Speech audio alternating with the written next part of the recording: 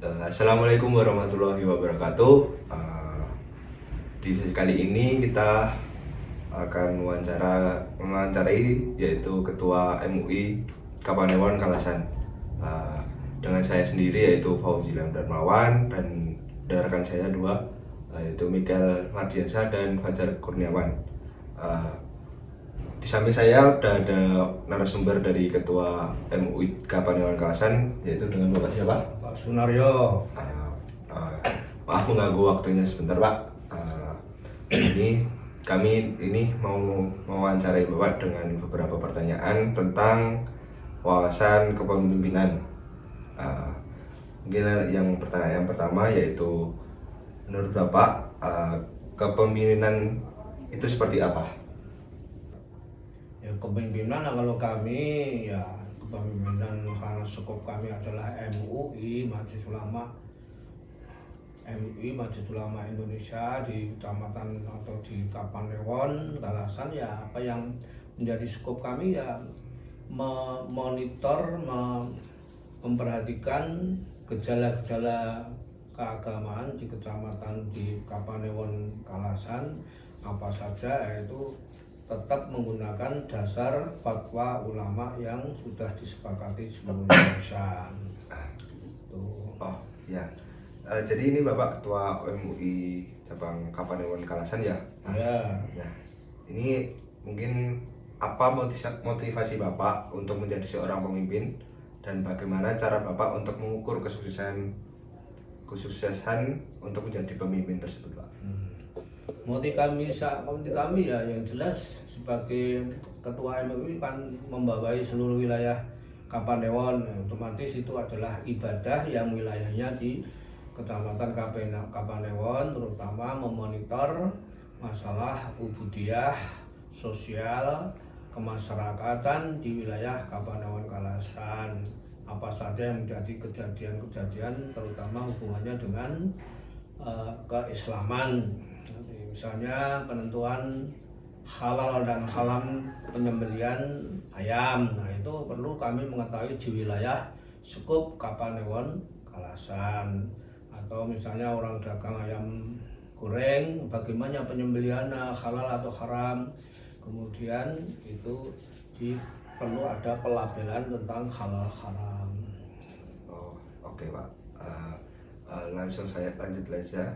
Kalau pertanyaan yang ketiga itu, hal apa saja yang ditanamkan untuk menjadi seorang pemimpin menurut Bapak? Terutama seorang ketua MUI ya harus memahami tentang hukum-hukum agama Islam. Ya, maksudnya kami ditunjuk sebagai ketua MUI ya dipandang oleh instansi, lembaga KUA atau masyarakat, dipandang mempunyai modal keagamaan, sehingga apabila terjadi sesuatu hubungannya dengan ubudiyah, hubungan yang lain, talak, cerai dan sebagainya, itu dia lebih bisa memahami akan materi yang terjadi di wilayah Kapanewon Kalasan. Misalnya tentang rujuk, cerai, terus orang berkumpul bersama tanpa nikah, misalnya, itu seorang MUI harus punya dasar-dasar, terutama dasarnya adalah tidak boleh lari dari fatwa ulama, meskipun juga dasar agama yang dimiliki dan juga berpedoman dengan fatwa ulama yang ini bukunya ini loh kayak gini. Ini sudah disepakati oleh tingkat nasional.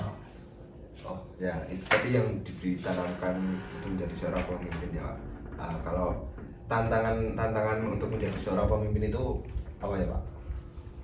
Ya, tantangan seorang menjadi ketua MUI ya yang jelas segala kejadian yang terjadi di lingkungan wilayah Kapanewon, karena masyarakat itu adalah sangat heterogen ya, ada yang agamanya kuat, ada yang agamanya sedang, ada yang agamanya cuma di KTP ya, misalnya begitu, dan juga berhubungan dengan masyarakat orang-orang yang non muslim. Nah, seorang ketua MUI harus bijak dan harus mempelajari psikologi sosial, ini saya harus begini dan sebagainya. Itu tetap tidak boleh meninggalkan dasar-dasar untuk bermusyawarah. Oh ya, Pak. ini di MUI itu ada beberapa anggota ya Pak, harusnya. Nah itu bagaimana cara Bapak untuk mengatur atau mengondisikan job desk untuk itu apa? Ya, jadi seorang pemimpin. suatu kepengurusan struktur organisasi itu juga tidak lepas dari struktur organisasi di pusat. Yang proses adalah ada ketua, ada wakil, ada sekretaris, ada bendahara, dan ada seksi-seksi, ada hubungannya dengan aturan-peraturan yang berkaitan dengan fatwa ulama. Ini hubungannya dengan pemerintah. Itu saya akan menentukan peraturan-peraturan. Nah, itu harus ada persetujuan dengan para ulama dan pemerintah. Adapun seksi-seksi itu banyak sekali, ada seksi penentuan hukum, ada seksi yang mendalami tentang akidah, itu hubungannya dengan Allah, hingga ada gejala aliran kepercayaan, ada orang tersesat dan sebagainya. Kemudian ada juga sub ibadah. Nah, akidah hubungannya dengan Allah, nah ibadah hubungannya dengan warga muslim, ibadah kepada Allah gitu. Jadi caranya beribadah kepada Allah banyak sekali. Tadi yang saya katakan, bagaimana seorang wanita bolehkah jadi imam dalam sholat. Nah, itu terus tindak lanjutnya gimana. Terus bolehkah masjid tingkat itu untuk jamaah, ada jamaah yang di atas, ada yang di bawah. Nah, itu subbagian ubudiyah harus bisa ambil.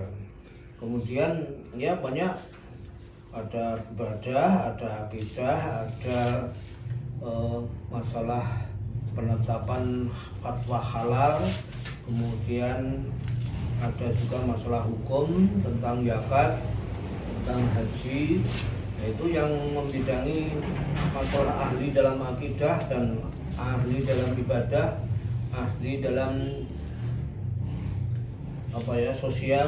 sosial keagamaan, terus ahli dalam ibadah haji misalnya. Kemudian masalah puasa itu yang membidangi tentang itu disesuaikan dengan basis-basis kemampuan pemahaman agamanya masing-masing. Nah, itu saudara bagian akidah bagian ubudiyah, ini kamu bisa, dan ini dan mesti didukung oleh basis lulusan dari perguruan tinggi agama Islam, karena ada tarbiyah, ada dakwah, ada usluddin. Usluddin itu tentang filsafat.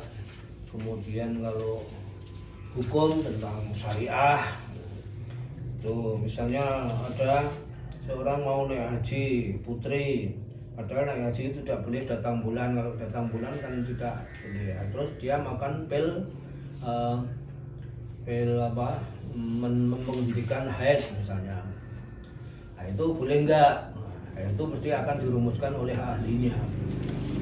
Jadi seorang ketua MUI, terutama di wilayah yang terkecil paling bawah, ya sederhana saja, bisa dalam bidang keagamaan, dalam bidang akidah, dalam bidang syariah atau hukum itu. Kalau ada aliran-aliran yang baru, nah, kemudian didiskusikan. Misalnya ini kok ada orang sholat kok pakai bahasa Indonesia, tidak pakai bahasa, membaca Fatihahnya cuma artinya pakai bahasa Indonesia, ini boleh enggak? Itu akan dibahas oleh yang membawai bidang itu dengan bersama-sama bidang yang lain, sesuai dengan pedoman. Yang pertama adalah dasar Al-Quran, dasar hadis, terus ijma, qiyas, dan lain-lain. Oke Pak, selanjutnya lanjut saja untuk pertanyaan yang ke-6, yaitu menurut Bapak kepemimpinan itu wajib dipelajari atau tidak ya Pak? Ya, wajib dipelajari, karena Arijalu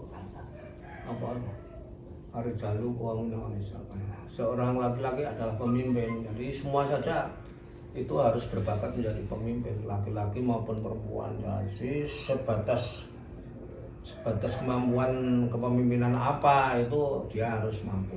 Kalau istilahnya ketua takmir, ya paling membatasi ilmunya ya sangat sederhana. Kemudian kalau apalagi ketua MUI juga kabupaten, ini cukup misalnya. Kalau ketua MUI tingkat provinsi ya harus orang yang betul-betul memahami tentang pemahaman agama. Kalau tingkat pusat ya harus sudah profesor, doktor dan sebagainya. Itu memang harus dipelajari karena semua itu agak berbakat menjadi pemimpin. Pemimpin di rumah, pemimpin di lingkungan masyarakat, pemimpin di lembaga apapun, terutama di lembaga agama itu perlu sekali. Misalnya sebagai ketua MTA, sekarang kan ada aliran MTA, Majelis Tafsir Al-Quran, ada juga ketua lembaga LJI, lembaga, terus ketua NU, ketua Muhammadiyah, tingkat apa? Kalau tingkat Kalasan, Kecamatan Kapanewon ya paling ya pengetahuannya sangat sederhana, istilahnya yang gerak-gerak mampu. Tapi kalau sudah sampai tingkat kabupaten, provinsi, pusat ya tetap harus orang yang pandai dalam ilmu agama. Jadi harus penting itu mempelajari kepemimpinan untuk melaksanakan pengabdian di masyarakat sesuai dengan kemampuan yang dimiliki. Nah itu tadi itu jadi wajib ya teman-teman untuk mempelajari kepemimpinan. Ya wajib harus. Selanjutnya yaitu kan Bapak ini, Bapak Saudara ini adalah Ketua MUI Cabang Kapanewon Kalasan. Nah, menurut Bapak, gaya kepemimpinan seorang Bapak itu seperti apa? Ya gaya kepemimpinan seorang MUI di tingkat Kapanewon ya tetap membaur ke lingkungan. Ya, misalnya mau mengetahui tentang bagaimana tingkat ubudiyah di wilayah Kapanewon Kalasan, itu biasanya kami laksanakan melalui tarling tingkat kelurahan, tarling tingkat kecamatan, kemudian menanggapi tarling tingkat kabupaten. Itu kan kami sebagai MUI ya ini mau mengadakan kegiatan atau sebagai tuan rumah. Nah, yang datang tarling itu kabupaten ya kita harus menanggapi bupati bersama stafnya datang ke suatu tempat tertentu. Tapi kalau yang tarling itu kecamatan atau Kapanewon ya MUI akan berbaur ke jamaah-jamaah tingkat Kapanewon, terutama harus mempelajari tentang seberapa bobot bibit kemasyarakatannya itu. Kalau orangnya yang jamaahnya itu untuk sosialisasi keagamaan itu ya tingkatnya hanya sebatas orang awam, ya kita harus tahu psikologi jamaah masyarakatnya. Kalau yang kita datangkan atau kita berikan penjelasan tentang pemahaman agama itu orang-orang pintar, orang-orang ya di lembaga pemerintahan, ya tetap kita harus menggunakan psikologi yang tingkatnya lebih tinggi. Tuh, jadi kalau kita datang pada UMKM, apa itu namanya, UMKM, industri menengah itu ya, yang dia berproduksi tentang makanan yang nanti harus diminta untuk mempunyai label halal haram. Nah itu kita juga harus pandai-pandai mendekati, jangan sampai kita memvonis sehingga dia tidak bisa jualan lagi karena tidak punya label halal haram.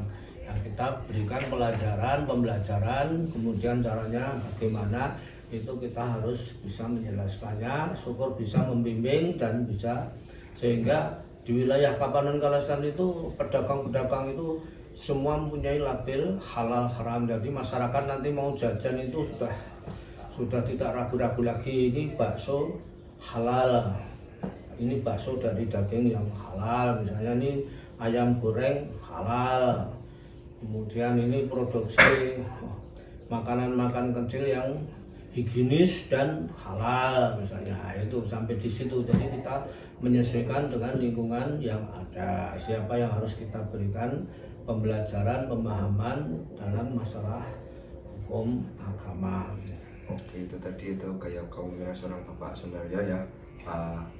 Ini pertanyaan yang terakhir Bapak, yaitu prinsip prinsip apa saja yang Bapak pegang teguh sebagai Ketua MUI Kapanewon Kalasan?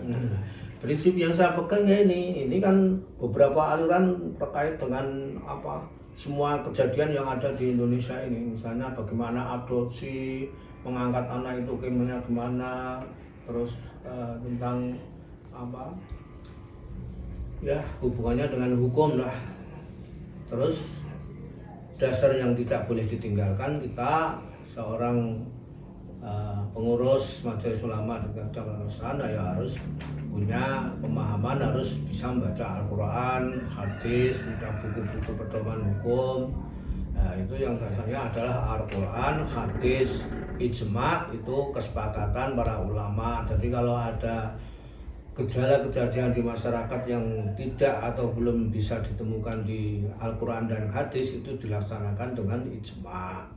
Misalnya tadi saya katakan bayi tabung, ini anak wanita ini pengen punya anak tapi sudah 15 tahun belum punya, terus ya harus mengadopsi atau bayi tabung, jadi mengambil sel itu dari bapaknya, dari suaminya, kemudian ditaruh ke rahim istrinya, kemudian di situ akan menjadi embrio. Itu akan dimonitor oleh seorang dokter yang juga tahu agama misalnya gitu. Itu banyak kejadian-kejadian di masyarakat itu yang memang hukumnya sangat menyulitkan. Nah, seperti sekarang ada LGBT itu ada pro kontra gitu. Nah, itu kemudian sampai pemerintah menetapkan Majelis Ulama gimana. Nah, ini kan tetap dasarnya Al-Quran, hadis, ijma, qiyas. Kemudian dari tingkat Kapanewon ya buku ini menjadi pegangan, ini banyak ini aliran-aliran apa sudah datang, misalnya aliran siapa itu yang kemarin muncul itu apa mas, yang di Indramayu itu pondok pesantren apa? Panji Gumilang. Al-Zaitun. Nah, itu kan pondok sudah berjalan beberapa tahun, santrinya banyak, tapi backgroundnya wah santrinya ngaji ini ternyata kiainya yang punya pondok sesat. Nah, terus akhirnya itu sholat kayak gitu, tahu wong itu kan jadi imam, kalau jadil ngono kayak itu kan sudah merepotkan masyarakat Muslim di Indonesia. Itu termasuk gejala baru yang itu Majelis Ulama sudah harus tampil di sini. Itu sekarang katanya sudah diadili dan termasuk ya bermacam gejala-gejalanya. Dan dia kaya di sana, tapi kenapa kok sampai pemerintah membiarkan, tidak tahu kalau itu ternyata malah peredaran narkoba juga. Narkobanya di dalam sana, terus di sini labelnya pondok pesantren, itu santrinya itu ini yang ngaji jamaah masjidnya ada, pengajiannya jadwalnya ada, ini kono transaksi narkoba. Nah itu kayak gitulah, sampai negara kalau orang jeli ya jadi tidak tahu. Itu tadi segmen wawancara level dari Bapak Sonario sebagai narasumber itu tadi MUI Kalasan. Terima kasih Bapak sudah meluangkan waktunya untuk diwawancarain, dan terima kasih banyak ilmunya yang bermanfaat. Mungkin tuh teman-teman, rekan-rekan semuanya, kita tutup sampai di sini. Assalamualaikum warahmatullahi wabarakatuh.